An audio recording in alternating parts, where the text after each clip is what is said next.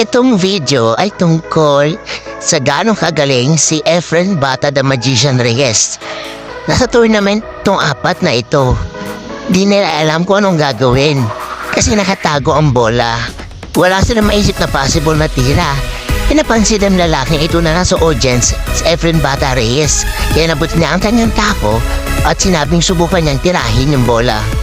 Kaya nagpabirong sagot naman ni Efren, "Ano? No packet? No packet?" Katawanan sila. Tapos si Efren naman agad-agad naman ng punta sa posisyon at tinira agad ang bola na walang pag-iisip-isip pa. Bam! Kita nyo? Shoot agad! Napakalinis ng kanyang tira.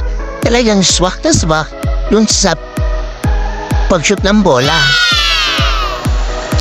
Kaya lahat naman sila ay mangha-mangha sa kagalingan ni Efren Bata Reyes.